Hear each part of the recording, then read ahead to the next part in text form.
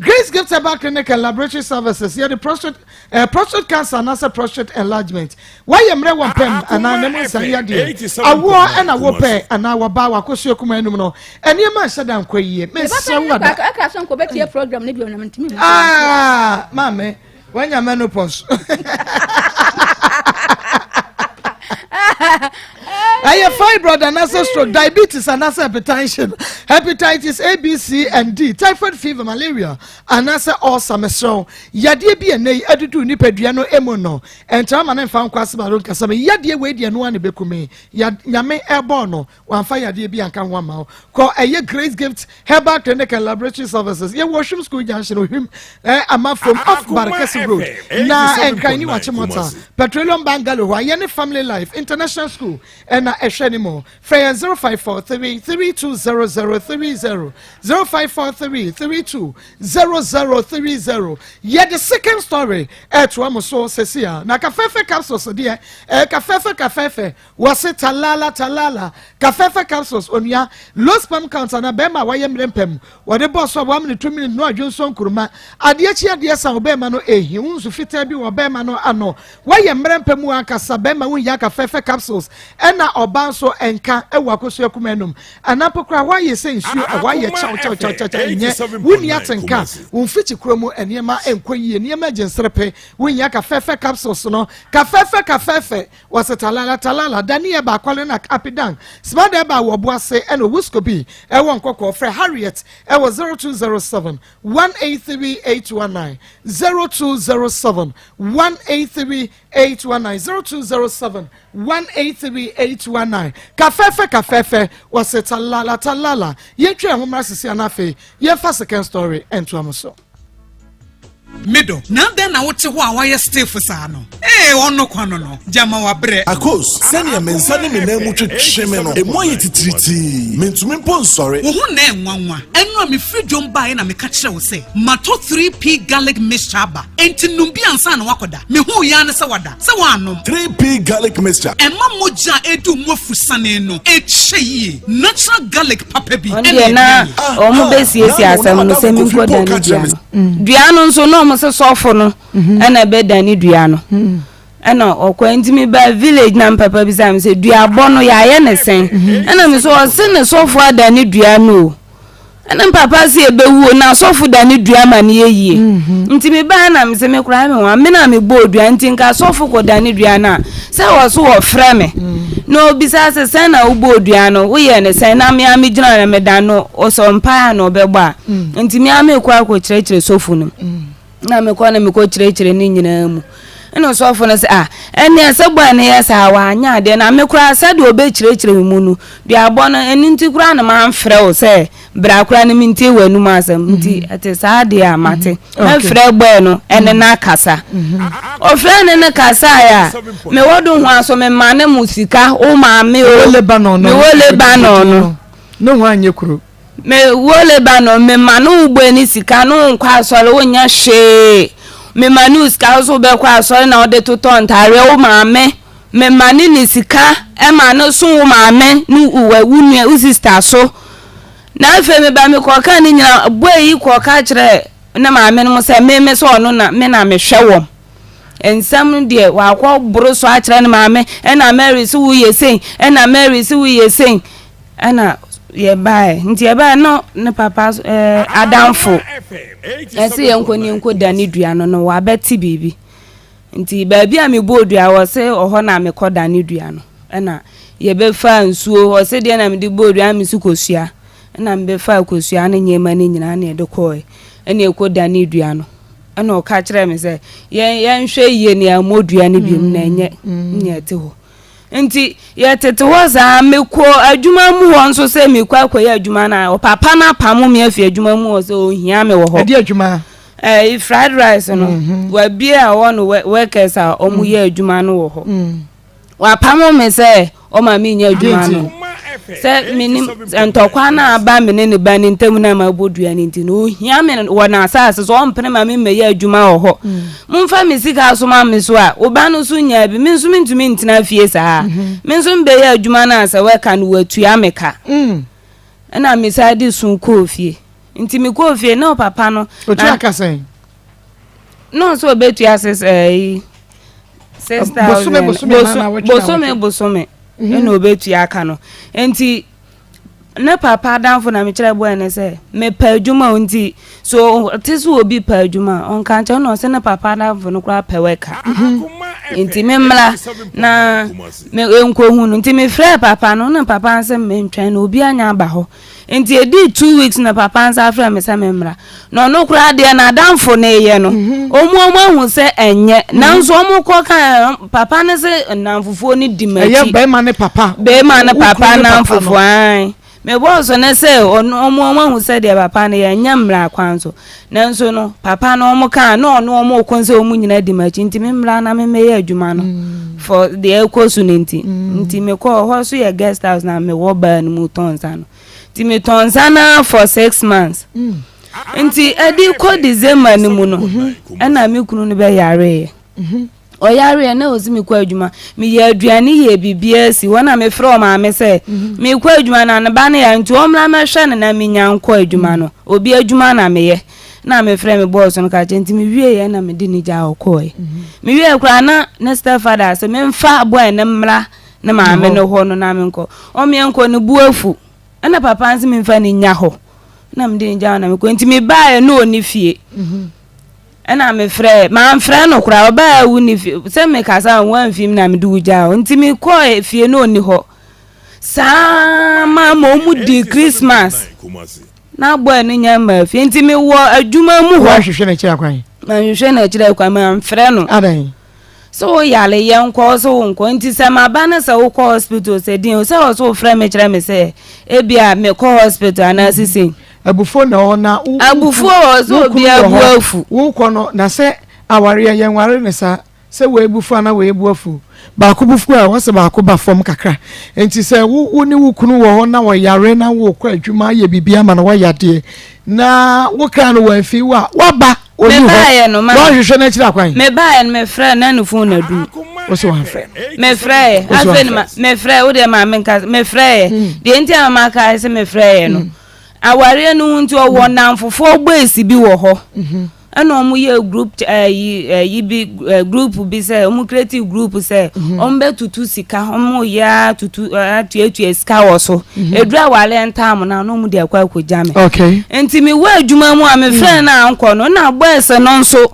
e frɛ me eso omu hwehwɛ mi kunu no omu atese wo yare okay no ma friend be 3 days ago omu nya nti omu frɛ me abisa me say owo hia na me so me se ma friend saa na me so me nsa anka no nti me nim ba bi o me so me ye obi adwuma ni ko 8 ma po na ajo 10 nti me nim ba bi o na de no ni mo ma me feel na me nim o se me nya kwan anko de bia me ni of the Sunday sukura na me ko adwuma ai ma seriously ukuru yare ai nyekuru pa you know enua ena waso eguswada ena wie wutie no mame wonim abayo bia ye friend sisi what ahensan me pa chai wonim no kwan be so me say me no mame na tiben na me so madam fo no mame no enti se me ba ne tu se me so na so hwe me sa na wo mu na baje mi amekotena fie ho akopim tam me ba ne be ba ansan ma kofie enti akra itimi to shawo so wo bo me papa no wo siba wo bo me pa me kan na ada enti ba sa sisi ni mame fie ho na adwa na kwashe me pa chai watwe se kan wo so da me pa to se ka de won twe na bro pa wotimi de bo mani so se na mte kwahwe ada se no nipa amakran kam collapse na obi ani fie ka ho obi wo fie na mo kwa adwuma se me na me ni adwuma to mo nyina akwa na se ka me ni mi enu a enu odi buru eti ya bo wa no ama wo sin ba ko tuo wo bo me papa me ka so mo me ana me dada ama wo sin ba ko tuo oh ha asam no in fact areho eya na enye easy ewiase eya na messages mama nkenkan messages kakra na fe ye first scan story no ento aso na ye mo ya dance ye odi obidi o say Marco is sad those of us who are hot tempered are very angry was so omobu efu papa ade a red ede ye mama when three school fees wa anya hwe na so edrawade so a wakwaji sika je nkontaje sekan okay message a obi ede ba ye no was Marco even the woman own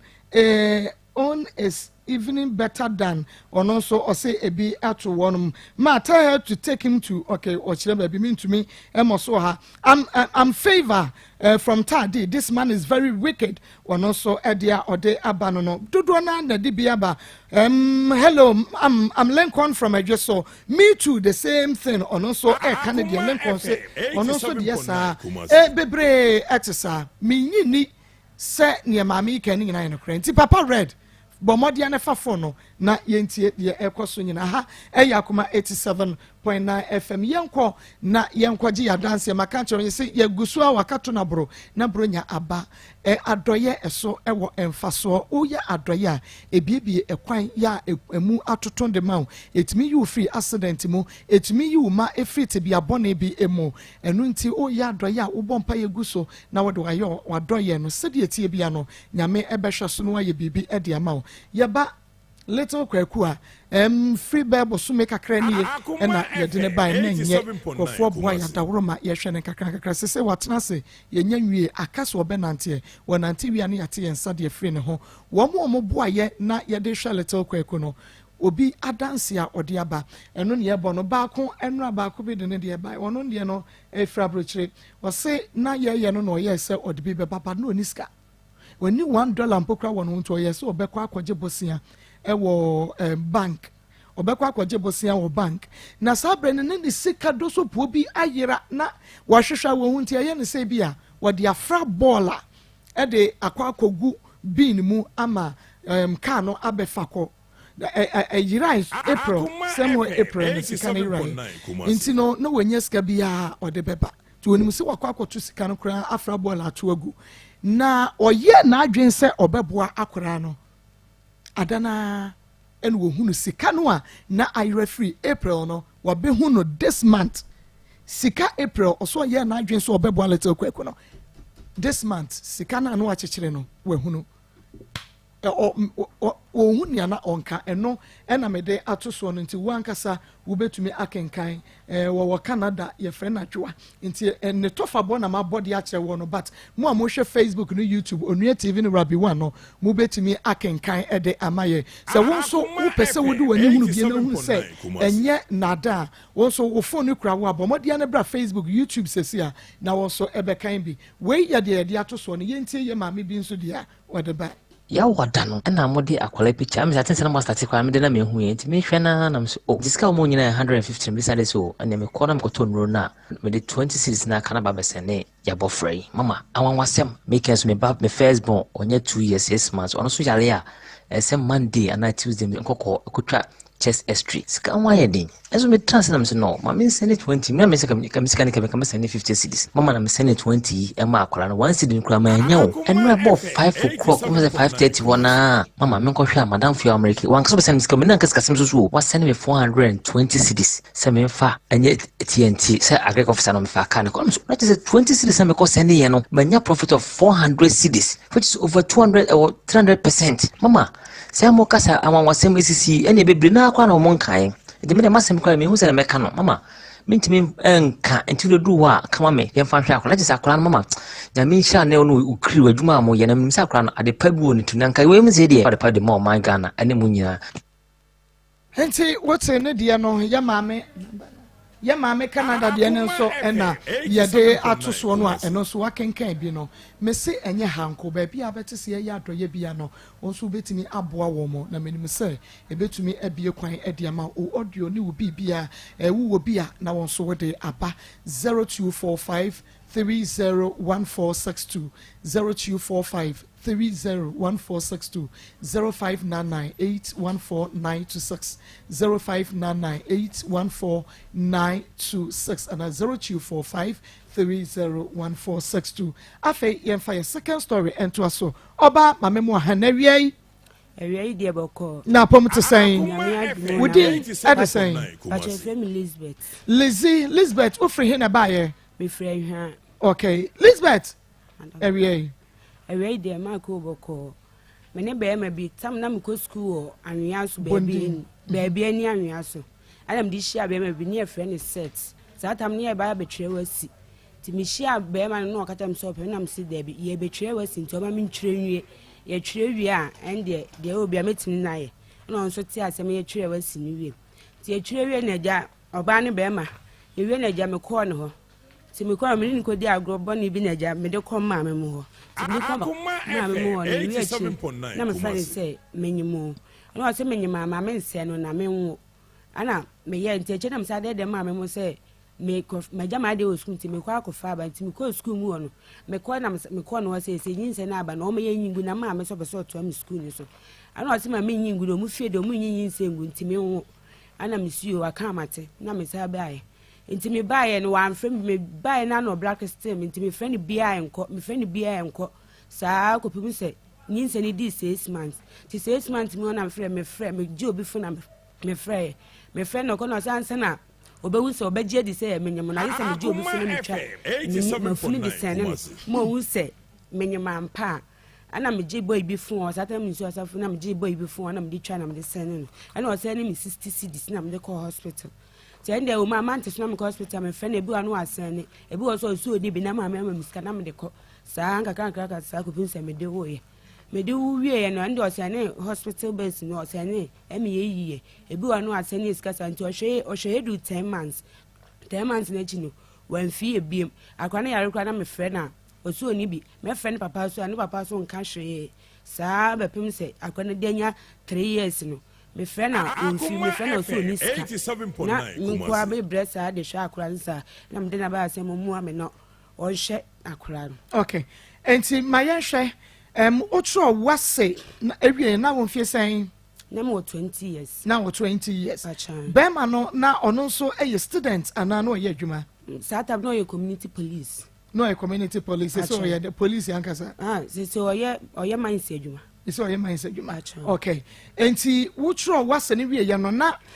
wunni enituade hunu bia say bia me pese me ye centimeter so na wo de wawie like uwiase bibia afei de wo se ma ye ready for bema 87.9 mo wani so ade hunu bi pa na me papa bi wa mi ko school na papa bi wa won na me boa papa no so papa ka jam say me nyame ba na me wie school dia on so police inspector ntika obefa me ama ayese adwuma no nti ewi ache nkwa ma me ko hu ne kasa na omukwa akoye me test nsa atamu na me denyim tama papa na nsa mfim bi okay di ntia me bi sa osa na say wo se wo wie su ko twiro wie ya the first thing away ye ne say wo fra be man ka chen say wa twira wie nti se de mu betumi di aboso ba mu betumi di afef femfam nti wo wie dana na akofa be man no pacho de bi ye wie 18th May which is Friday nti me ko no honom Sunday mu wie Friday memene da kwasi ada we ya sure say exams na wo twira no ebu okra no ankotwira be man di anhyemu de pacho de bi because said de na wo taki awrise ya na jese wo pem wo so obetwira exams ne ntentem no akopa wo ba ko bi afamu na ye virgin de pacho de bi na wonya virgin nti wo wie ya kwafi ada ne memene da na ade home de kwasi ada na akoye ni Monday na mko mama mo me ko no on Monday na mko mama mo o ko ne ho no o ko no kwasi ada mo ko no ho so bibia akoso kama mani abiri o bibia akoso kama ko sepe wo ho na ko free wo ko mama wo ko ka chen so akosepe wo ho de pacho man kan chen mama na mama ni so wo boy pacho debi odo ko he ni fie na hotel na guest house ni fie sabre no na bema no set your friend say set and nothing team okay na ono ankasa han ne den ya wo team me ba che there be o asa o pa fie na o team o pa fie no o chen wo pa sabre no obenyam fie be say wo hwe set be say 29 years be 29 years and na wo na mo 20 years okay na odu ko fie ko chia ne mame o mame mababa wa bi amene na twempene ne pacho debi wan for me anko fi anko chia ne mame on for anko ba bia debi me wo ye no ba me ye ko na asia so nti ba me ye ko na asia so no ana odem kokko chia ne mame okay nti wo hia no like we school na start say wo ko ne ho ne ma start serious relationship no enya say ansa wonyam like me dinka me ko no ho no me ko no ho na me ba me free no ho na me ko me mame mo ho no nti ono asina minim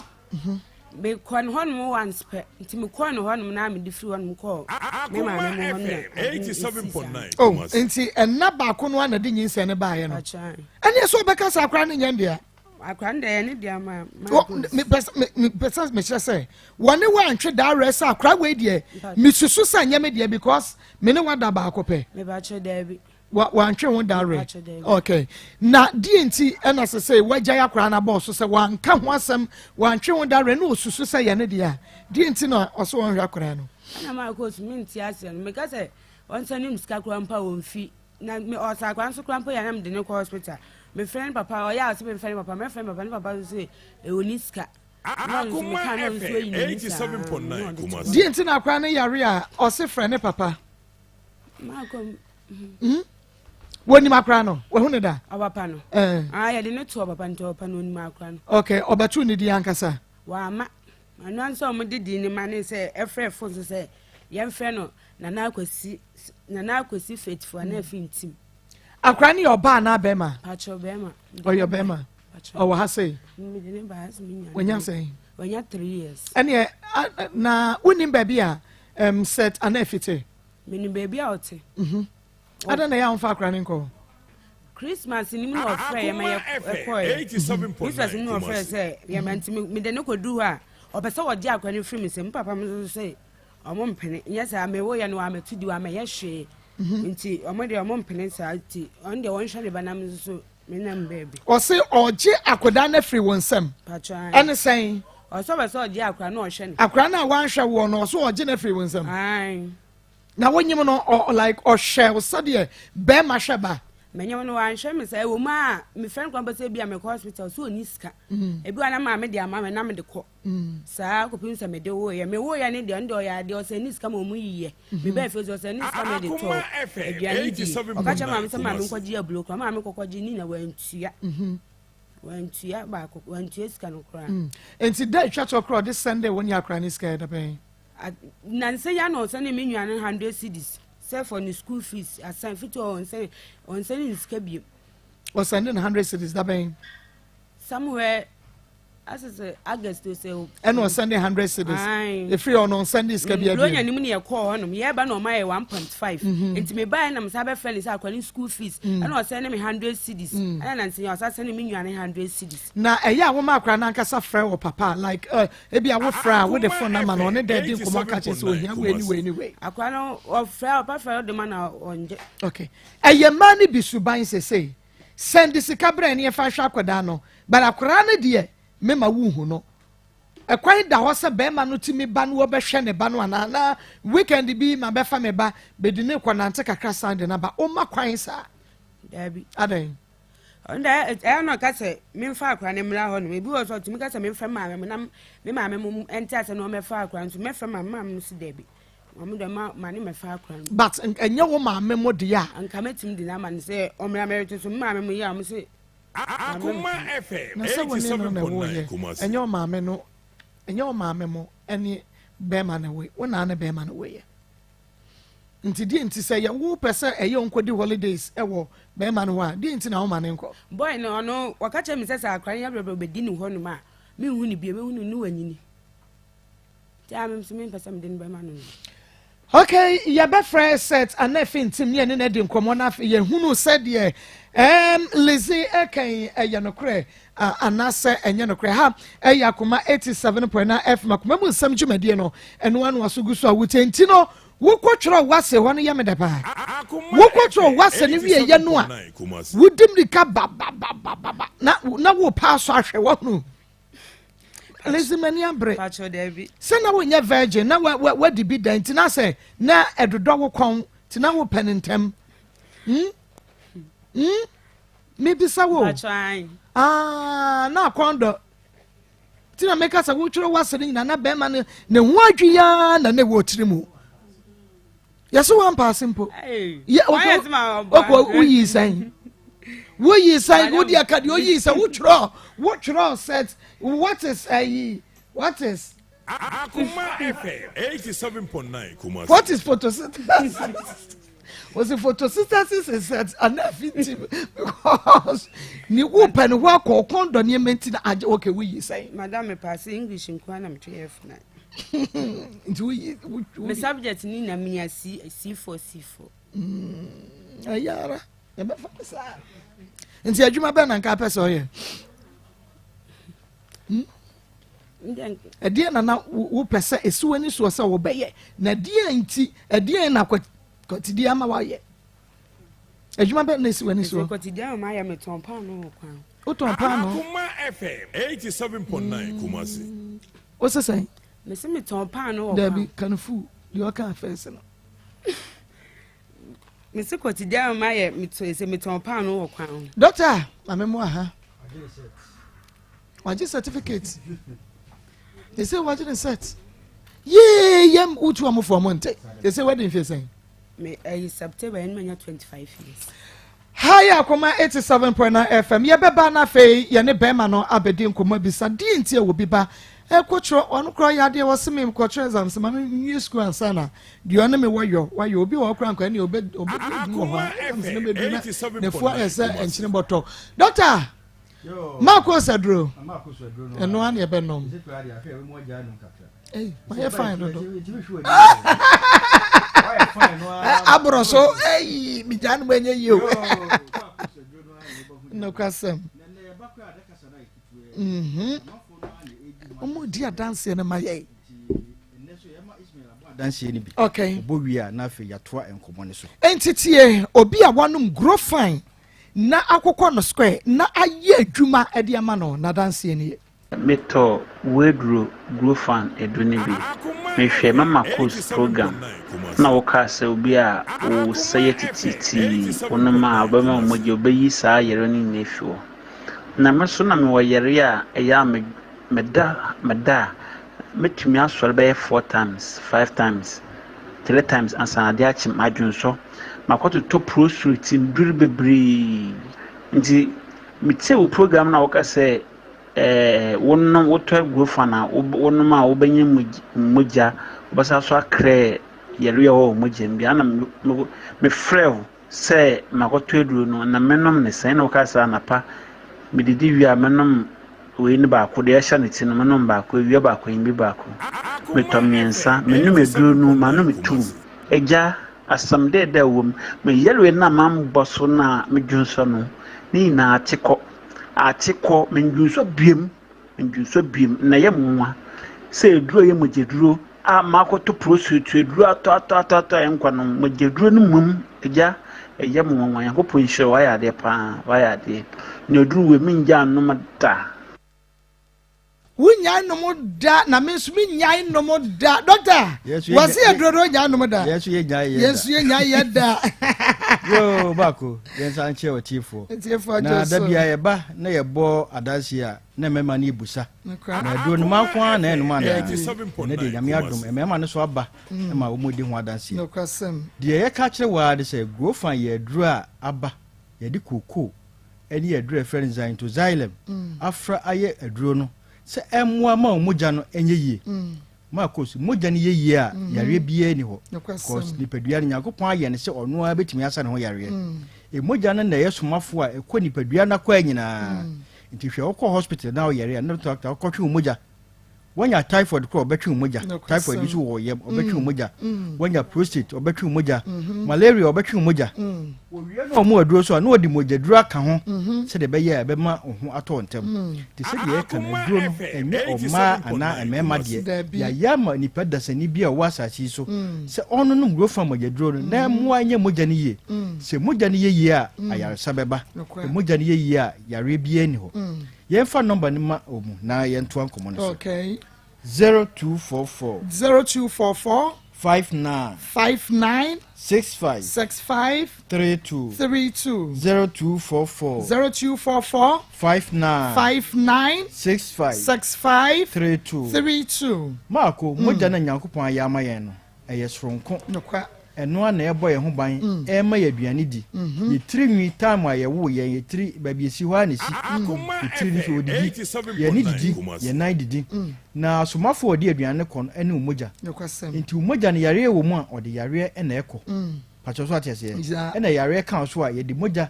ena efrese yare ahụ efrese ayaresa efa moja ena ekọ to yare akwa na doctor bo pane na fa wontirim na akọ moja num akosa yare to num go fa moja duro na bibia be fine na de kan se wontirim ba ko bi wo ha efrede artery ni srew artery ni de ɛyɛ ntina ɔha adwen yie ɛni kwan sɛ biribiara fam apart from emoja na ɛdi oxygen any nutrients ɛkɔ nipadua no kwa nyinaa no sradeɛ kurawura ntiri no mu na ayɛ yareɛ ɛma mogya no speed ɛ ɔsɛ ɛde kɔ ne ntimi nkɔ ɛkɔ ne bɔkɔɔ broni ato ne dini low density lipoprotein ɛkɔ bɔkɔɔ ɛkɔ nyaa nti wɔsɛ akoma no hia hoɔden foforɔ ɛde pia mogya no ma ne kɔ ɛno a ne ɛsi wanya high blood pressure what the pressure ato akoma no so wanhwɛ yi a ɛde owuo asɛm ne bɛba wanhwɛ yi ne baabi asradeɛ bɛde da pii no so ɛwɔ problem ɛde da osisi mu a wowɔ sisi yareɛ patwɛ wate aseɛ ɛde da na to na ase a sciatic pain otu ase na ɛtwetwew ɛde da otifa na ɛyɛ wo ya ga wosi utira ase wobɛka sɛ wani ya so no go from yɛduro no na wanhwɛ yi ne ntiri ne wowu a mesrɛw wano ɛbɛkyea won sa ɛda wo ho empaboa hyɛ obefra to wo ho efi sɛ entiri ne ewu nyame anya wadom ne entiri ne pipe e stroke abrɛw nti hwɛ wo mogya ne yie na wo mogya de so hwɛ wo yie nonom grow fine the number no ne ento ankomo ne so 0244 59 65 32 0244 59 65 32 Maa Akos stroke ku nipa bebree ma betra ye bekasa awie na nipa edu stroke ayi mo frasa so na ansa na stroke ni be yi wa frasa so odi kan bon kaye o ma onsa ana ona ye otitiriti se de na ye nua be ma yi kan onum grow fine no eno kra de ekọ na afedi wanka a o se no odwonso bebree ene nyame adom afiri ho ye o yare bebree a hayen titiriw ye nua no ma ese odipua misrew white no ye kofa ba ye yare bi e frɛ no UTI E. coli ni nyina ye fafiri ya ne so patora tese ya hwe ya sa yare be ma ye problem bebree nti infections bebree eba no ye yankasa ne fa ede ma ye ho oprun no nsa na odi asom no ko agya na so anhuru nsa yie na obeso oprun no wagya ne ho yes wodi ko kitchen no ba bia obeso bia wagya ne ho yes wo ye driver ni asia no so mu no wagya ne ho mesrawo yenunum go fa magya do na mo enhuru ye mogya num se de be ye emma sa yare we nyina enha yen 0244 59 65 32 0244 59 65 32 Maa Akos aduro no number no wo ho na so ani so briw mogya mu yare no go fa mogya duro no wakoma ebo peri go fa mogya duro no wonsa no na yo titiriti no go fa mogya duro no na ho ntɔ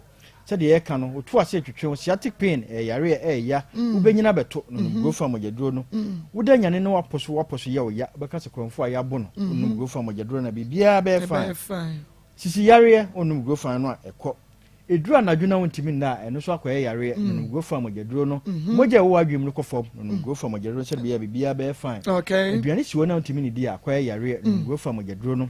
yenua ma no menstrual disorders nyame adom eno nti ya to Dr. Grofan dini Dr. Menses no kwasam edi dwuma gidigidi emma eba ketenkete emma ye ajawajo eba so ntwa eba ntwa enfie du na ma num Grofan onum ya beba bedru nyame adom na bibia ekoso kama empompo bobo na epai pompo bobo na epai anum Grofan magedro no infections ya de haye bebri yanum Grofan magedro no se de bibia be fine 0244 59 65 32 0244 59 65 32 Maa Akos Kumasi ha Ashanti region ye owura pharmacy shop herbal shop bebia obenya go fa ni bia enu nti wotimi kan pharmacy shop herbal shop go room bebia wo bia no ukona akubusan go fine ba ko wanya bi mienu wanya bi obekọ okanshi drug lane akope go fine mogedro nato ukoso akọ case work heba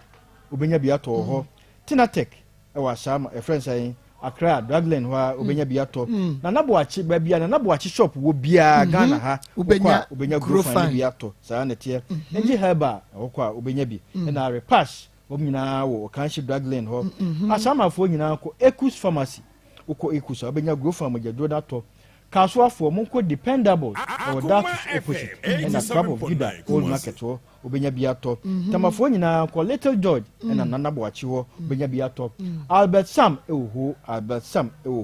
oboasefo nyina ko Smart Heba obenya bi suhum Mishamwa moko NS Pharmacy MTN opposite wa obenya bi achem odanfo nyina ko Chumasi drugstore obenya grow farm ojedona top agwa shradro oda kwano obenya biato tagurade fo nko Gabson Pharmacy nko Hillside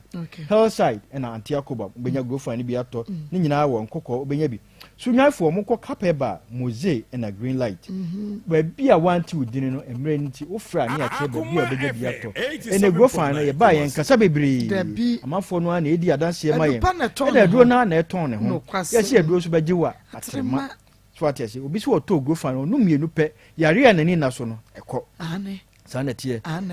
ma sa yare nso na esensie sie se Maa Akos no na e bakra ntimi hwe Maa Akos mienu ye no grow farm agedro se de be ya bibia be fa emre nti gi number no ye wi a ya to ankomo ne so akire ho 0244 59 65 32 0244 59 65 32 Bako ya meko bibia ho da se na ebesia papa da bia ebebo na ekasa na ititia no kwasem enti mawonsa enka grow fine emojadro no ebisesia na onso obeye fine messages bebre na ba na ye befre intim na chese asemu a yenua bayi ekan menyini na on fan side emaye na ye wasum Maa Akos I'm married but okay ono no so e problem ye ma mene de no ekrofo bebre e sa problem was Maa Akos I met this situation 22 years ago ono so the same problem no ebe ye ma me e chama de no say Maa Akos I have the same father past 5 years no me hu nanim kura say da was say Maa Akos nyame sha woni utim wadwuma pa moye nyame ensha Maa Akos am summed from Kaswa please the woman call her okay was think your friend is no na ki yan confirming from the can ye pen number no want to mean 7 numbers no nti aframa no nti ye pe be friend pa na ye hu asem no awaka no and okro Maa Akos it's true the man can do this yes he can do this where ye Emmanuel where the way free agona suwedro message no and Ebaye was say Maa Akos I'm watching you live from Apam my name is Kwaku Smoky Yame and Sharp hey mom I don't believe what the woman is saying until you call red and yakra no ye said that enyi I was say enipa ya sabe odwene ntimi nya santi won sheda nyini mekura men sheda anyini sa Maa Akos good afternoon the same as my dad may God bless my stepfather nyame ensha won so Maa Akos I believe the woman because I'm experiencing the same thing on also message or the abanono na say wuka se wo ma me mo say omo mpese be ma nani behu na koda no kora na said yeah because me tia say woman ni hu no dia anya so no so ntimi hwa kora wo hu no say oba no oba me ko na sia sorry ana papa ko fa ye honum ohene no ana one ne betena na ombusa ne say sese no me se ma wo me se oba me dey ada so oba ware me ana so won ware me ana say obesu me ana so wo ko na papa ko akodwene ho ti odi mu aye beba abepem ne wa mfa mu aye bia ansa ama ntina man papa ana o friend ka so peska or so am first can ma sama papa me say dey am so mo mpene e ma wo me fa akora no okay nti say adien e na wo pese onyema woni ne twempena fie sen okay woni ne twempena like en fie sen but onyimu ye nyina so no ogugu so me ne na have says that oh na je say ba ko penu amode wo akora no ama santena biem okay okay Monsa your friend no your friend intim but your friend wa fa intim bomodia na efa ne ne wo eni enkomo waware you for Saturday ya intim aya you for Saturday ya okay mommy efa tum na etifo hu say your friend intim mimi da ya no ya you from Akoma FM 87.9 Kumasi.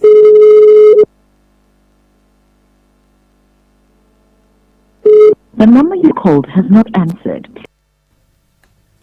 ebia da bi mimi da ya no ya friend ya ne so wa honeymoon no o friend ga so bisan wa honeymoon na wona oba ne ko obi de mo ankobi enti sese sha na wo pese on sha na face so kwase abuo na wabu mi no na akwa na ma hwe ne 3 years no me gine 200 million me pacho sa kan bi yemu na mintie me se kwase abuo na wabu mi no kwase abuo na wabu mi na wansa hwe akwa ne 3 years no me gine 200 million enti onu nie onu ne yire na wame fra kente kama oh good when you won my wadi when you won my wadi a wan hwema wo so ogene dia me gine 200 million kwase abuo na ne dia hene se me nyima ya no me papa m kwampo bisan sa de se wo de wan ware m kwamfa m kwato adwana me hu sese ni na wanka wo ya so obeba sa wanka hwe aba bepem nne kwase abuo na ne dia who yes who try was a real and not a friend one na friend na akwoto an fio me say what try was a real no me twire wie no no na friend wo na akwahye ne de on na be fa akwa na wa na akwa no na oba skumo no be fa me na ekofi se no wani je ho na won pe mi bisa o se me se na won pe meni abrio me dia sana me yemaju wo man ko fa ho totoro da me say na wompe sana mi so obebo am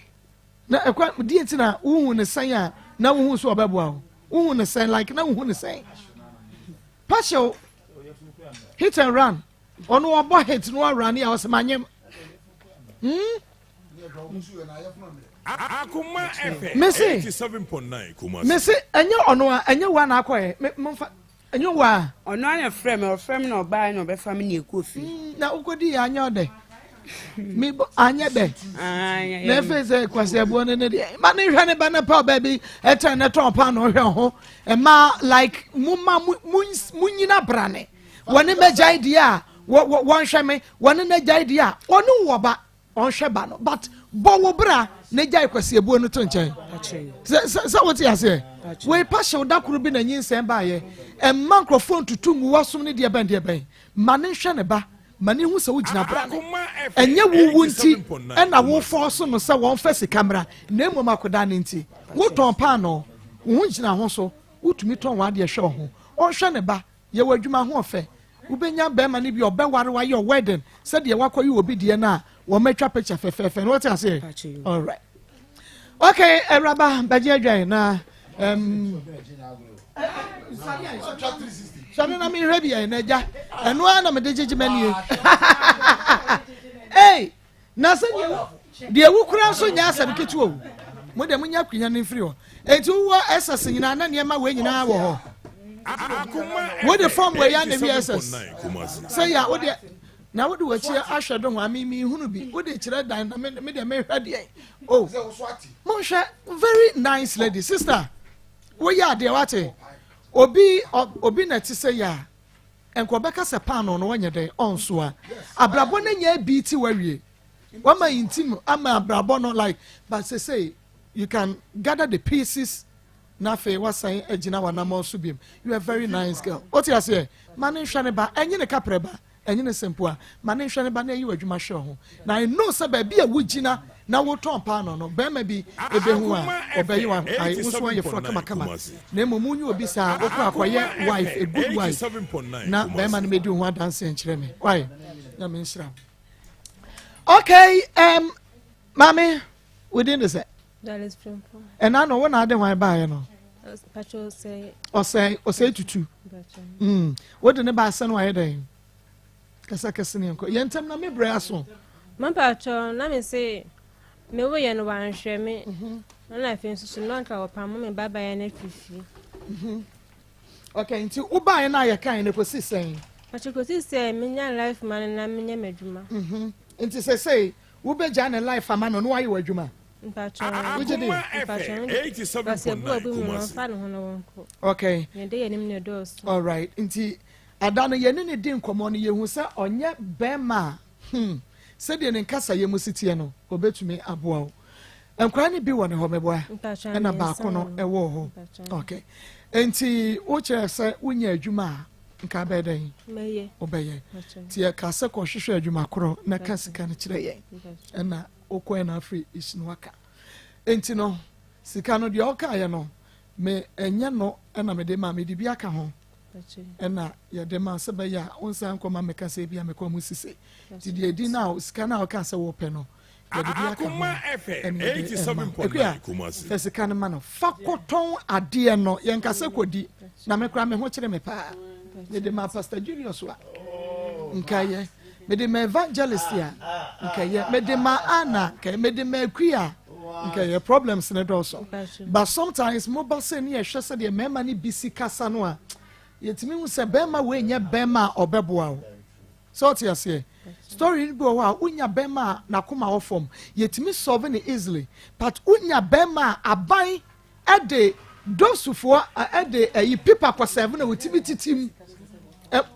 so ti ase bema bi o wa dosufo invite na wotumi ji krata no na wosunso amu na wato agu sa bema we kwan bie ni wa wo de ne befa so be ye sa na yehu no wa brante ye mo anu nti fa koton de wo pese wo de ton no nyame ya adom na ekoso a ni ya san epushi bi ni ya de ahyem si yehu se wani abre a ni ya pushi bi e de ahyem na fe abe kesepa why okay madam nyame sham ne ba bia mo yifri ye bia no nyame enshama nam amen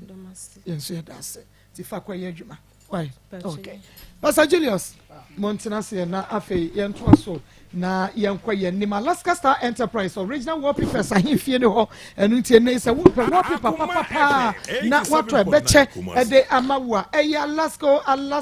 Alaska Star Enterprise original wallpaper Germany, Canada, Spain, USA, France, Italy, Denmark, Sweden and ye the wallpapers no afriaba wo hotel or salon or office or school ho where wo pap ho just a studio ho Mr. fa wallpaper ne painting ne boade ukoto enche na nkrai wo masɛ no na ahoa fa wallpaper no na ebecha de ama wo kuma se Mrs. Anoche Plaza wo Ben Prudential Plaza ewo adum eho na Alaska wo fre 055-411-4878 055-411-4878 Pastor Julian Sexy memo akwaba Mama Joshua Akua Koko memo akwaba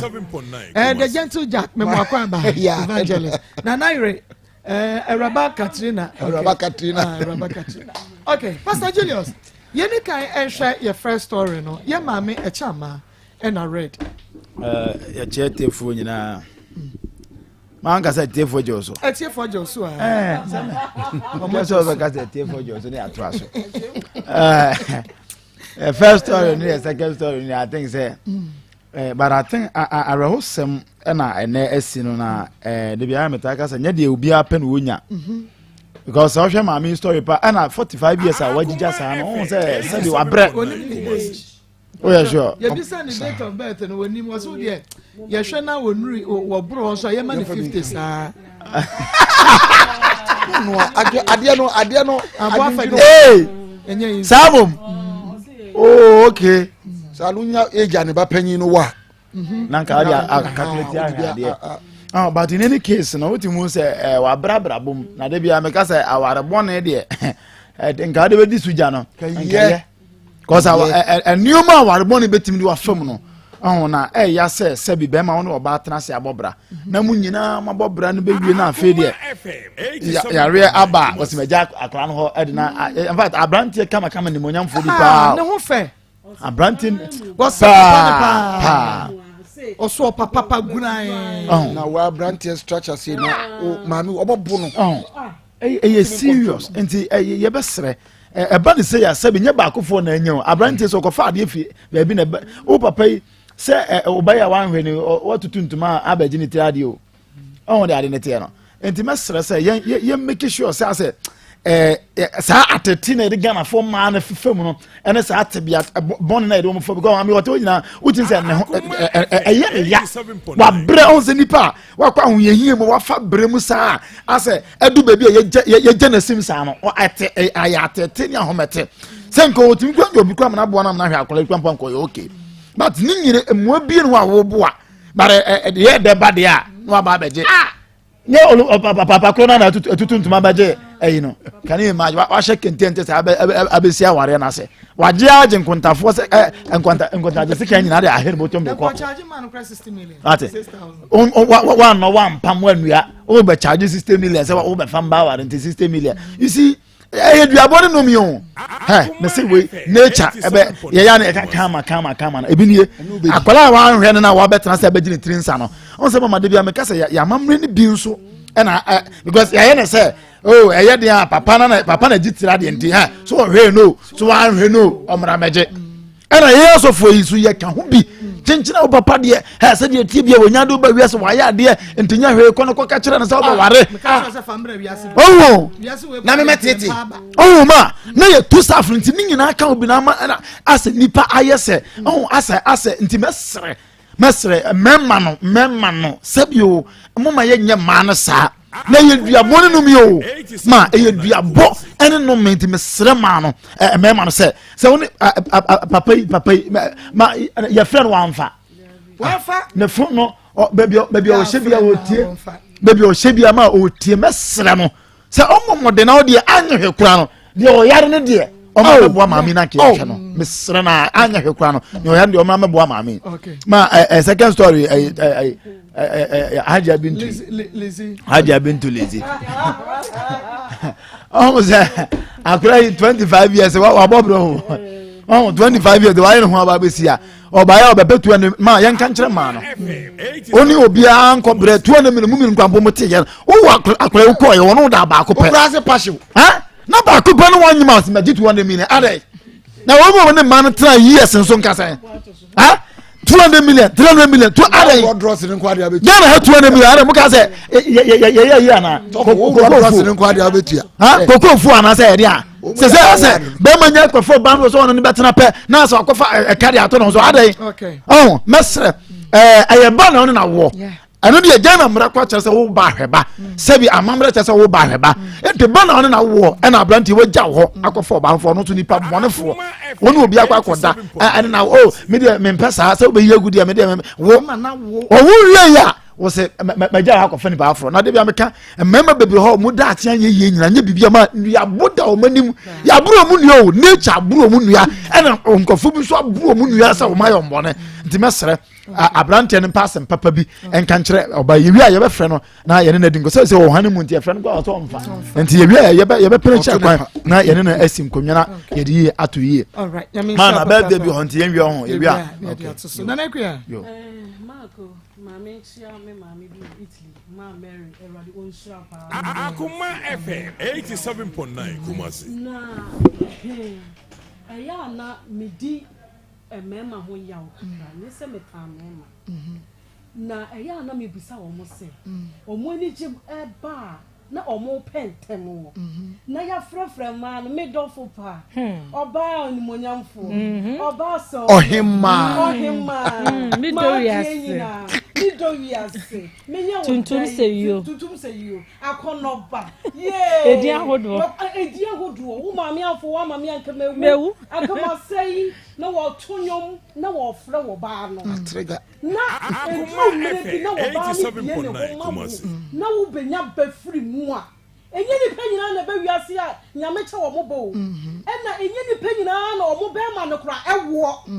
emama bebre ngo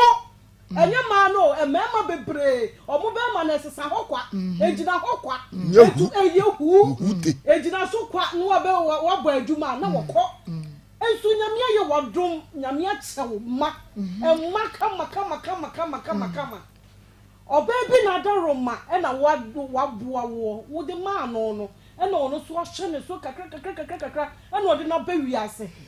na akokora oba de wo akora no ba wiase enyenzi ebi tumi bodam ebi na nchia ebi efu aye kakra kanyina enye bi awono ebi adwini nyina dane awono ebi awo fe nyina dane depression and so like wo tumi hu ema no obebi wo ha wo hu ne foforo ya hwe ni nipadua hwe se de wo sitie wo hia no no be se de wo sitie aso wo be wore ni wie ya wo ba akoma awo owo mienu ma awo owo miensa ma awo se de wo ba na ye se de ni nipadua ye na so wo saba ma na ba be bre Oba bresa, yes, oba dia baboso. Oba dia baboso. Me pacho oba mo bo aboso no. Me pacho aboso no e mama me wo de obobo bi enye yi. Bibi bomo. Aboso ne fa bibi mo. Ya de sika hyem ni abo. Enya aboso ohunu. Enya aboso ohunu. 6 years ka bwa no. Se ba bia wo se wo ma aboso ba bia obekọ bia so ye beje sika. Ya beje. Enti ye mo aboso ohunu. Enya tam na atam na alibo. Sika hyem. Aboso na ye ka ho asem dabra ya wo muni muntia maamefo no di sika hyehyem ana wo bobo ne kakra mo sa no ma baso mo agya sika o mo hwiegu mo sane a sika gum eti na aboso no mo di abo Akoma na wo so mo aboso ana wo ba de bo aboso asem si fie na ne wo ba de bo aboso ana wo ba de bo aboso me pa che wo aboso na wo obo no ye de ehunu ana ko bo aboso aboso ni se ebi mra ebi meka ho se maami wo mo na bodam sene ne ba no maami wo bodam sene ne ma no e ma bebre ho nya fe nyina ma bi na mo bodam enye bibia ntia ontumi nrese ontumi nkoni pam ontumi nya ne ho yie atwenjuni wa wie sa de sene so ko na wade anye yie na obeit ne so besi da ye yie ebede won so anya kwan aware ha me se wo mu nya huru hwe na efie bi wo mu a me ko ho me ko se de mansi bra wo no mansi bra omo sori anado ahomache ne ye ma ne ye dwane wo mu nkura na se bi omo adwene mu atia no se de mansi bra no asa ya me busa se ne me ma na fa he omo ko he okay eti mesra papa mesra me de awade sra okay onya kopon ata we sra bra na bobo maami na so ni mu na akura no mu so ni mu a ebe ye yie de bra be so mu na me ka kire guys no mesra de mo pe mo mu na mo be ya Lizzy mesra ma bibia na ada Akoma FM 87.9 Kumasi ye juma se de oton pa no wa wari amane wari paso etwam wonya bi brawa o de bebrawo na akura no de afẹ no na wo so wasuma ye de ajo dada ya wa fa ma wari Saturday ya na o ko di no me da say ekriapa hello ma please my name is Amo Bernard and I'm ready to settle okay I'm P I have the same father who always listen to his wife Nadia no I'm watching you live please I need okay Portia also share your live I like your show and also the abo afanedi anka ho the same issue as Juju's father. It takes only God-fearing men to help. Okay, so can be bisa evangelist. Amen. And now we idea asama esi wo station je hanko na obenya sansem we bi komamu nsem. Se papa watimi ane obada wo nan pa wo mo bia ho ka. Me te sa so se ne maame na ehwe wo school. Ne maame. Wasi. Na ahwe wo ma school. Papa ni kuro mene also what say apromase ukuro mo ana say I say apromase ayi Akoma FM 87.9 papa baby awadu no de enye yen oyam mai ne onananum na wo se 24 baby anka wanyi watifi aduru de yehwe mfonyin na wanyini na wato nkola aguo de ya mawre ho pa ne se wo baba e warwe watimi abaji sika ko asa aja kunta sekan nanka kunta sekan ka wo bai kura mo kasa mo fa nhwe mbai yare chese asa wo boa busua na bra wo nsu na mi busa se nti maami ni busua ni bia ni oni nua mema num ni ho ya dare ye ne baba hu ade no ni wo fa no betimi agina na mi busa passageiro se di se no e by force se ene o mo papa wuo no ye be ye wo mu hu ade a yankofa funu no metena ho na funu na gi ana ni bo se se ko fa no papa nua bra no no a wa mra ho no no aba betena ho abegye na wo fa bia wo no ahye de wo fa ase no ye yi na sinche ejanum Father's Day dia no kwasem be yedin ebedi na kanyame na makoma mu nsam so siesie pa na sei na nka gab no krosu ba se dey I said dey aba nyina no still o ma ho se dey o mu fa so o mu ya no o manya adafo boni obetu o mu adafo no kana say dey be ha no o mu de titi wo no o mu didim ya na ya beta kan kwase asem no enka wo no akasa ne nko o ya na dwin so obeye bibi adafo bo so oba no de adafo bi nti adafo na be di teti ama no o mu didim ya kan kwase asem na wo to pen na adafo di ho enkwala na do ma ba wiase kwasi ada bako kotena sori de waja enkwala gu ba bi wakọ ware foforo papa ye dinyame din srew ye be srew ye be serew kwala ya wo boda mi die ne ho beto no o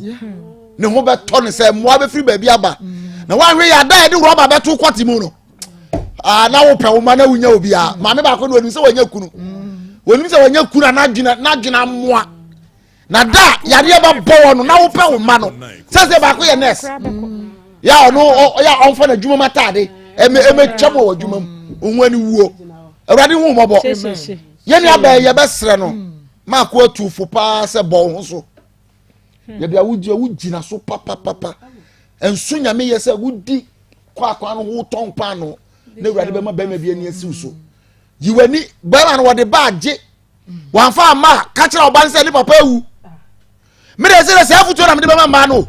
ba ma bia oya se on sha kwada no won fiu polutu akwala na dwike se ni papa ewu akawo ne nko a na hwe wade na nyame be ye wuye ama no se wiase miru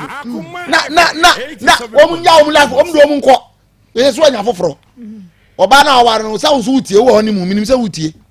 ka che no so o mefa ne bamra na monka mo na monhwa akwada okay anye sa na kwala yinyini na fe na mo ba bepe no mo te se wanya ba bi agina ye se de wo ye sei na mo ya fa na he se oba no wo a me ba no no na de ne be kire nyame no be di the earlier the better bra ne be hwa ko nhwa no so a ye be ka che ma me so kan se ne papa ewu oni papa no anhwe ne ba obi the message bia bo say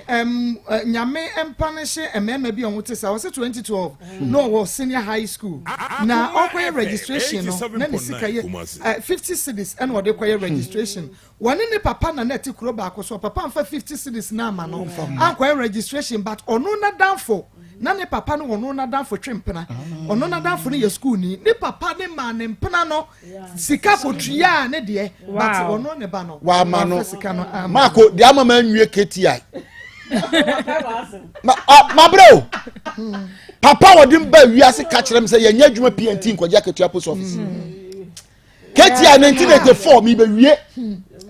final paper me papa say da wontua me fa form free KTI ekwa atonsu me papa ne gira mpom sei na yere tigeti am me chia no mama me yem papa oso oni ho yo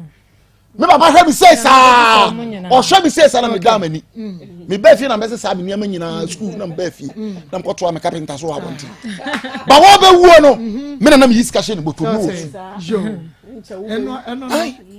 okay ma me hwe kola no wono so de ne de afita di wo se nyame nhira ma na maybe esofo was the first story in the aboni pisa mami you tati na ire ma obi be busa se na ma yetuntum manya yie na me ya adoma ochina ma test me ma metawizo wuso adodo na afre no ma test ana mommy sana na efre na fia popia na me adoma ochina na ebedi na ochina e wa agona enti me free ha na me kwa agona se ye hye be kwa jamasi enti e ba na esi enti e cha nya me hye oden na onchechi ye nyina ye re mama eya na ya re ho sem se de ye maame mu si bre na maame ama me ra ho in fact me hu boy no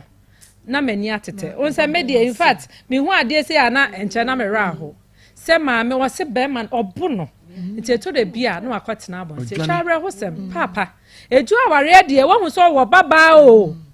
wa beje hu kentene ntuma fufuo na me ya na eye me nwama me na ka me yem fama de be sinti de obe kaneka dabi o wose papa no boy ne papa no se je se omusom no isu ohun akola ne papa wo se betwa bo 6000 abeje akodi akopodwe nyame hu mo papa na me nka hwe o na yire no ne nete no mama emma ye hu sa de we yo uyo ba ni bi uyo obi anka beka che okunu ne se ye se o ma kan de mama mo bo mo bra o ba ko pe no na ka tunefo se won hwe ne ba uyo ba ni bi tunefo se o de onko hwe ne ba no at least on fa ne betna mo nchen kra kakra obenya on fa nko wa mama mi agija hwe de mama mi waye hwe de waye pasa se ni fie wa on se mama wa chichire ne ho re o na ka asema o kan ko di se wosu etwa dwado on so se o sere wo se mo mama 50 afa amara ho nya na me dada ne sere mama mesre papa no ba bia wo bia watimi abaje ho ntuma abaje kentene ade de adwudwa abesi ho no ma papa kone ko tua ho ka o ma aka de obi be se o ma so o ma dwebo ba ko pe na eda ho na ayese no papa kona ko hwe oba wo de ofere se e be ka che so oba yare no wo no wo say bad time there mama me yi mpa ye mama mi ensi ni ye na ensi ni ma ni ye no mo fa mehwe na baba wa ne de mesre no ba ko pa de obetimi ahwe nya me hu ne mobo no mbo ano no so nto ne nsem no ntimi hwa ba ko pe na so no so akwa ware sa efo a onko one ne yire no nya me ensha wo papa wati mabedwafo enka pastor Julius wati ne nkakua koko evangelist Samuel Mensa ena fe akoso apokua sikapa wasi akoto wati ne nka wasi de mami kanyina aye ne kro medindi Amos awutu modwe ase ena me so me di me message free wasi de aba oba bi asande message wasi your friend is see wasi wonim ye mami first story no e chama wonim ne pa ne ba no dakru bi ne ba no bro no wankoku no ne omu fie enu gwan ba sheye mami di ni abema eni komo bema na mamu ahwe na joso na pomutu say nyame adom jo ena ye kwani da so e ba clinic me se wo bi a wo ani yade wo mame wo papa wo ba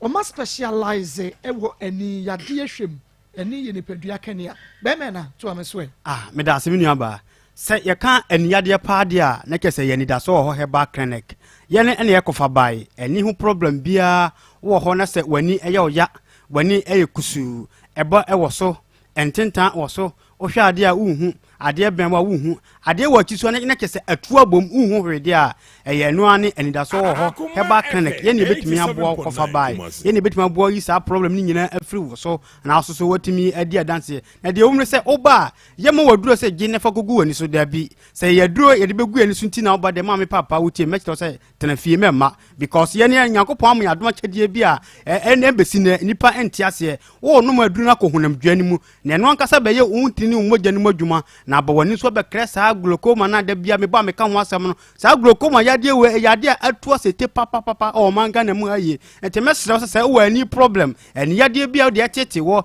eni ya de bia de chinchina broad aba mu abu de say wo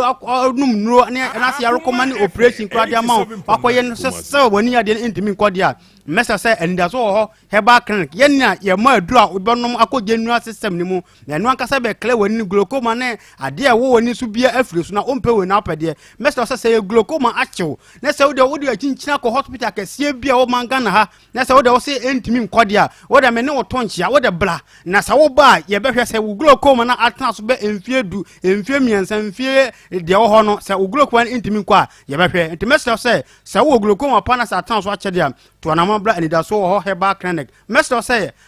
bo amhwe kasamponyini no ya telephone number ni guso enti momfa na momfre enchemu bia mo pebia no nyakopo be ya adom amiatimi di enchemu amam kama mo amotie radio so no ye be bo number no munyanto bo ase na momfa number no na mo so motimi afre na moto gidie na mo atimi aba kama number ide adwuma waso ye woni 0540 86 42 32 0540 86 42 32 Fawusuka ho 0559 90 12 34 0559 90 12 34 Mr. say ahoma bofo edidi dwuma wase ho no obi o ha wase mani ne yakoy ne operation ete ene si mani so enso yakoy operation to still ete eda so ha me mani so afede afekwa na aya west mi hu hwe mani so kusu Mr. say wo de obetu anamona wo ba enda so ho heba clinic ye ne ekofa ba bidro mu nyina champion efa any problem padia na kese wuntimi fa ensa enda so ho heba clinic enu nti na ye bo dawroma ewiase nyina ate yenka se de dan nyina adanse ye ba obi enu obagi adu atoso mienu miensa onfa adanse ma yaso ye hoda enti mesewo bo mame o papa bi unua bi obi okọ school amane se enida so heba clinic de kese efa any problem padia kese yemfa ensa ye ho enko enti mesewo se woni da so asana kese wo chinchina bre wonu num no bia se still wudi no agu ani so anso still woni no entimi enko de a oboafo na se baby betimi aboa ayi sa problem no afiri so ye enida so wo ho heba clinic ye ne betimi abo enti message say to anamo na bra enda so obo so ate pressure ana wo mani so we na mani so ayekusu o man mani so eye mehene o man mani so ewo me o man mani so edutumi ada eye accident ana akofo sa ya de we nyina abra mesa se to anamo na bra enda so ho heba clinic mesa se mo amohwe kasamfonyini no ayan ehiam ye pa ye number no egu kasamfonyin na se fa telephone number na frɛ mo amutie fidie anase radio nso so no ye bebo number to boss ne fa because kasafidie we empanyimfo akuku dampa na etie enti ye beto ye boss se de be ya obetimi afa number no watu gidie anamo atimi aba yaso ye ho na yaso yakopon nam yaso ni atimi aboa telephone number ye di dwuma awo aso ye ho nie eye 0540 86 42 32 0540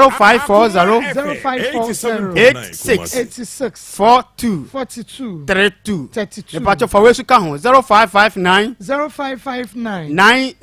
90 12 34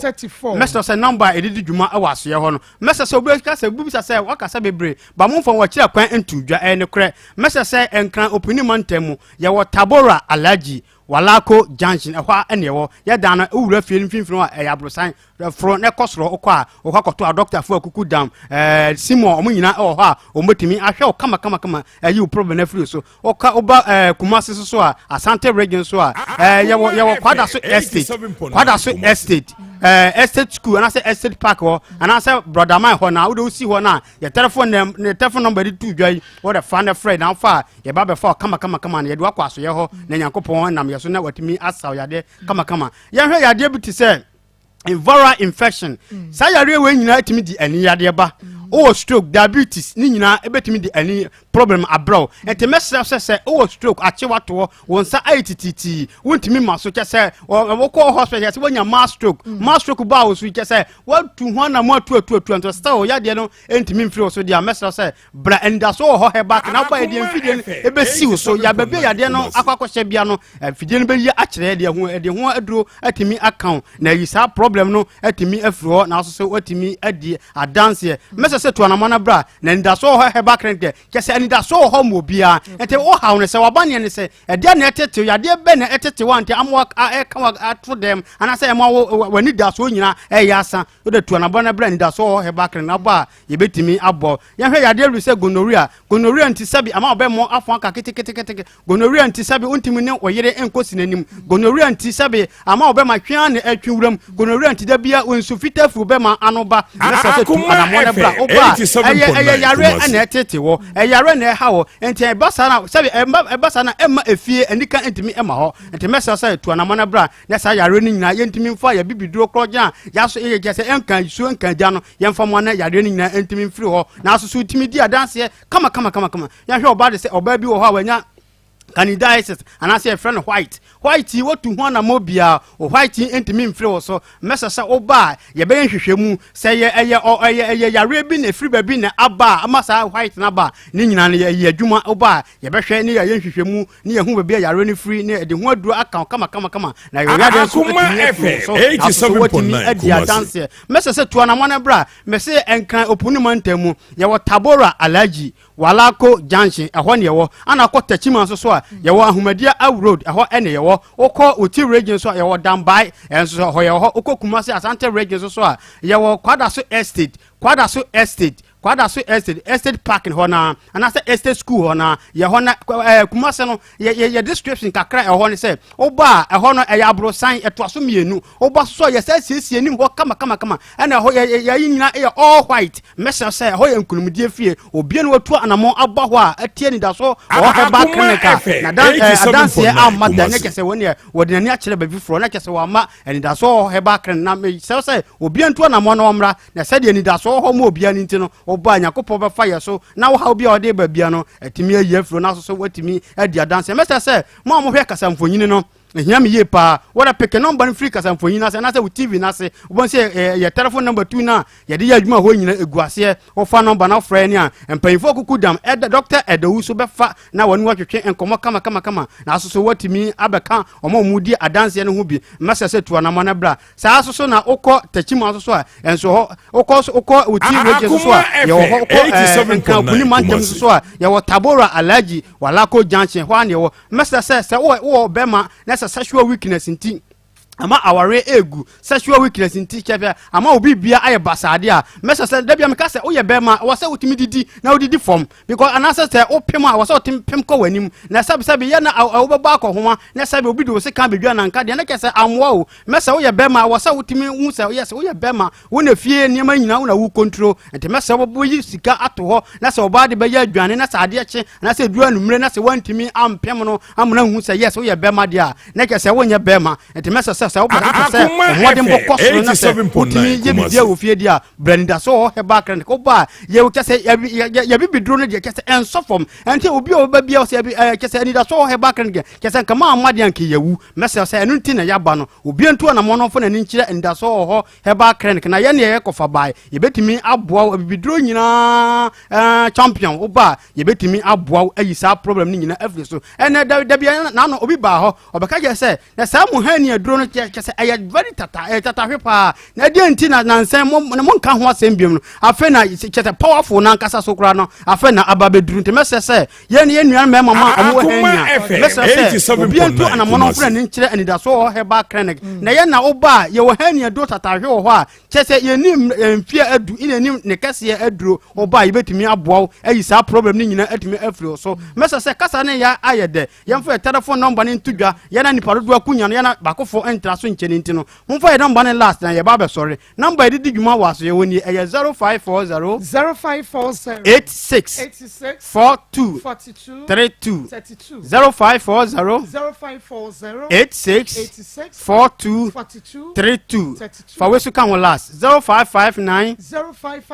Akoma FM 87.9 Kumasi 0559 90 1234 Mr. so obi abetu anamo na odi ani ache ndaso ho he back me de obi bia ase yo yen so ye da se papa sa odi ya atwam akwani da so he back neke nyame ensha pa na mom mame enkanfo ema ose ena wie ye fly away travel consult se fa wo wakontuo ho dadwene ho nsem nyina fa bedan wonom ema wo bi anyi wusika ni so do betu kwan ho fa wuntu obregu ya Italy, Dubai, Canada ena apesa woko UK ena apesa woko kata wo Akoma FM 87.9 Kumasi de ebema mo de wunya your birth certificate passport fly away travel consult no ni believe no labalaba se de wutu kwan ya ampani de wutu kwan ye num so ebo ewo from Kumasi ye head office no ewo ahinsan bonsuom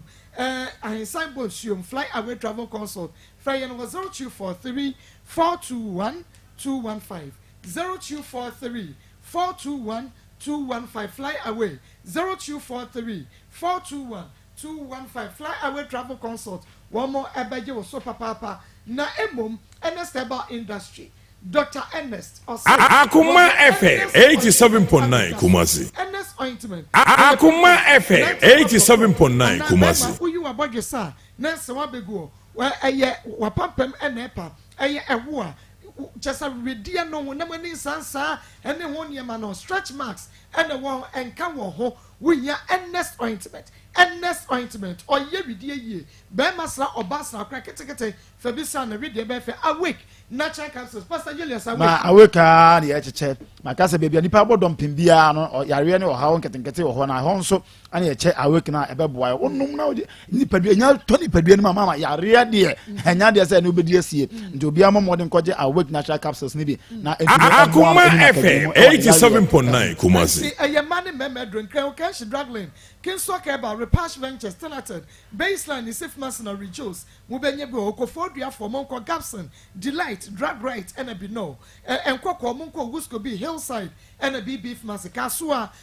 tribe of Judah Kumasi Danieba Misty Kwalena Kabme and Kriske and Nest Ointment or ye widie ye awake natural capsules and mani meme drebesi wo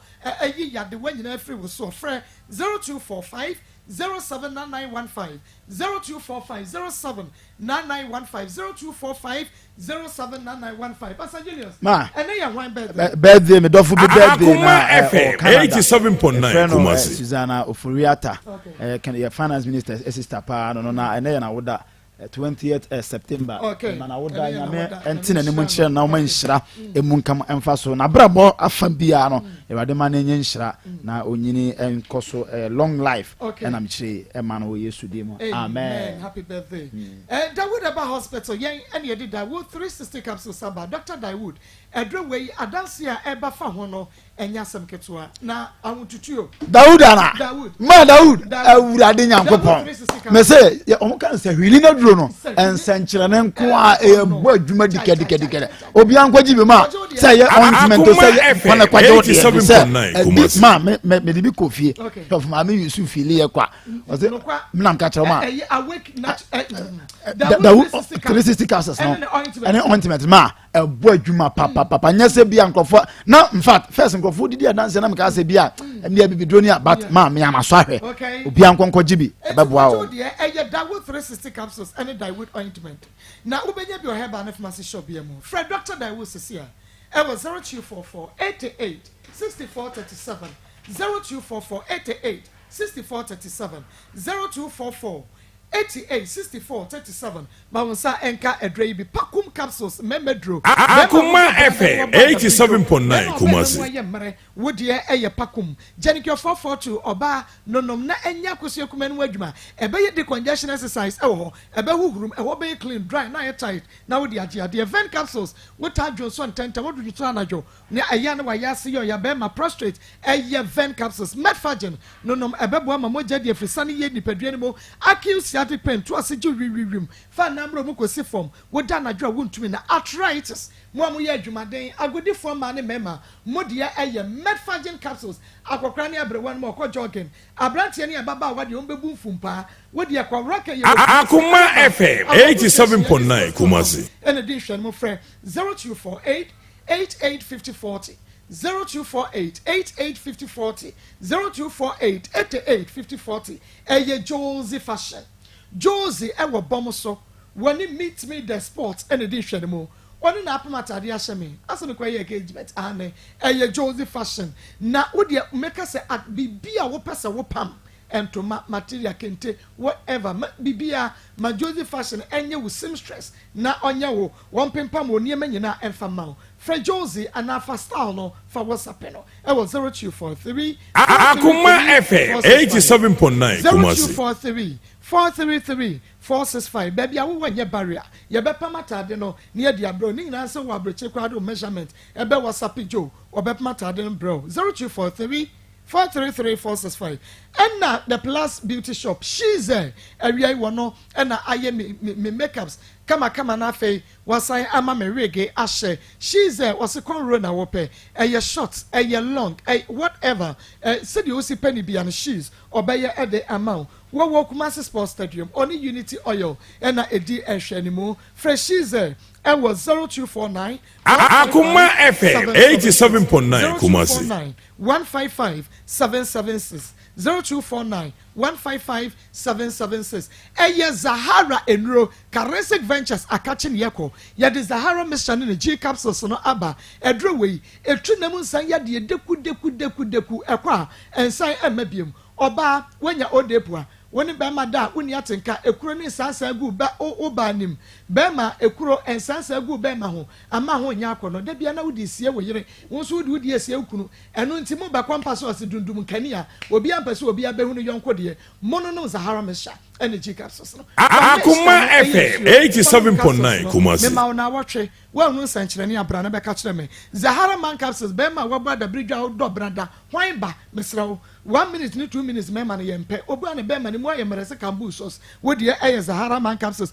hindi ya ba mesha malaria fever typhoid diabetes na obi o ma mo diabetes ana ne de hye bi obi no wompe bi man no obedi wadan hye o kanshi pharmacy any chemical shop bi mo Zahara mesha ne chi capsules Zahara man capsules hindi ya ba mesha enye na Fred Doctor e was 0246 348334 0246 348334 0246 34 Akoma FM 87.9 Kumasi and natural foodro 3p garlic mixture Eya 3p, Erica Inca say 3p, Abraje say 3p, Francis Weja say 3p, Sister Hetty was say 3p, Sister Diana Frempo say 3p, Sister Evelyn Danso say 3p, why Nenka 3p, Paul Munina say 3p, Mr. Nachi say 3p, Wobia say 3p. With your Bomodia, ya the garlic in the war, and na ya the vitamin C. I want to cover never, you know, vitamin C, and now where you remember ya demanum, and ya come on, Nino, ya de a good 3p mo, no, why I can say the don't you get ya dear stroke, sugar, I was so, or brush, no, I was so.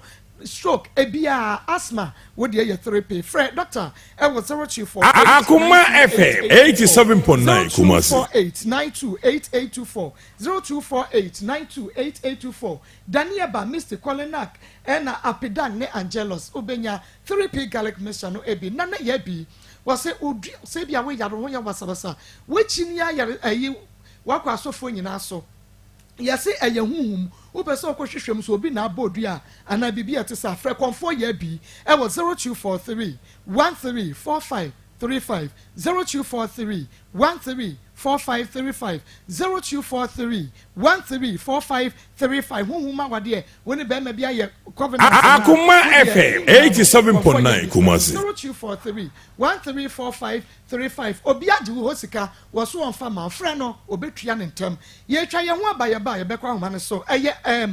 Ayona pharmacy womo and the piling capsules and the ointment aba eye koko adro tetahwe so wo koko a bomodia na koto piling capsules and the ointment fra Ayona it was 0597 216047 0597 216047 0597 216047 one piling capsules no na what the ointment na twitwi koko no so ba bia wono ni nyina ebe pragu ye twe ho aba ye ba Akoma FM 87.9 Kumasi 8035 03224 98036 03224 98037 Abrantie we na mehia no hey enne die besi che wa say nya ho no your friend poku ni dina manfo anim no ene red no oton pabo we keo ene ye say wo kata easy na menene wo ware wo nan enti nanu na ware jaye bae ene o yem tem tete ti tem tete wo ya na dwen say wo niska wo Akoma FM 87.9 Kumasi ko school na so pass a na ekwan bi a mefa so mehwe ni secondary school bia no na mahwe no ti mehwe ni mane wie me ba na me kana se mehwe ni mane wie e wa ntoa to wo hwe ya pen wo bodam enti ye be kan so abodam na me nyini ye be fa me na me wo baabi e na me bae ya mpani ampa wabo edam no e ja me fa no me di ni chinya 5 years be ma ni sika ni mi ko baabi ma ni musam sakra no te sen ana se ye di sika di bi fa ma no me hwase do wosi ye na aya mahometi ma boka mebre ma brombo sianso mebre yesi ameka sem di ka 150 million a me ntuae as say no ye peme enso me ka che na won fa ne tima enti no na ye mahometi enti ma me fra wonua e de to nanim se na onua no eye na se na onua no eye se ye de ne ko ba bi a wonko bi on si ho o mehwe no won so a 7 one shana tade medine kwaja ho medine kwaja mpodi abosome nan sabe konfon fa ncheme akra ne ekọ toilet de san honam nyina de sa dan ya wodam nyina e ma me de Robert Simensa etwi toilet ni nyina pepa dem ho nyina ne ho tade nyina wotete no na wadadeja na me fra be ma ne se me pa ne chew ye se ba bi na do no tade am de ba watete ni nyina ne wadadeja nti no wono so ne ho pe ti se wo entade dada wo ho a on fa mame na me fa enhye no na sa ye fi kra na on fa mra me mesinam de ahye no asam wo ka chem ne se na so le sofo se emu onyi ne ho ntade emfa ma obi enam se o na wo ba ne eye wo bi wo se ha ne me de kwato wonu anim se won hwe akwara no wonu ane so obefre na mame o fra ne mame na sem ne kasa na asam wo ka chem ne se sese no wo ba ta bia ne ba yare wo ne twi aboso ya de hwe ne ba ntine wono ne yire na wawale no no ne de twi aboso de hwe akwara no te zakra ne yare a mesumi twi aboso na me fa hwe akwara no abrante ntimi nko na me wo ye se mani atutu ogu mi nsam sei ye bono nam sese no sese wa ya abrante wo wie school ne ho odene wotimi hweme wotimi ye makaya kade mebre enti wo so ye be ma wo so timi so ne mu de ne ko na akokwohwe ne bi o ka chem so wo kwa agina ba no be ka asem na kire me one ne nipa wo de ba ye kwa agina Obaya some obeka chem ne say ne ile say akra ne dem wonye no. Enna me ka chen say eh ne bi ile say akra ne anye no ntimi kwa na me wa akra no. Wose awo na ayo ba tan ya wose otwi aboso. Make us enso me de ka 150 million te say maximum de ba ya nyina ne say. Ya de me dem ne ba. Na me 150 million no wo betua me ka. No ade akra no so no ahwe no. Ekopim tam na ho beto no no de me ba na bre me. Won na me hwehwe. Ha, what's the Bama no? Your friend is saying your friend Poku na ne dina man for the nimu no Kumasi and the red. Red yeah, Juma Bang. Me pacho wakat taizi. One kai. Okay. Na one in the what or young what dear? Me pacho ane. Na mote hene. Na first near tia hensa hwa. Okay. Na one in the wama saying me ya 9. Penny did fear saying. Penny no 28. To or ba na be ma. Or ba. Away. Or akra. Okay. Na near or this one no wabodam no na. You toss me ensana. You toss me ensana no abodam. Be ma no dikan no one abodam. Okay. One no one fear saying. One 20 years. 20 years.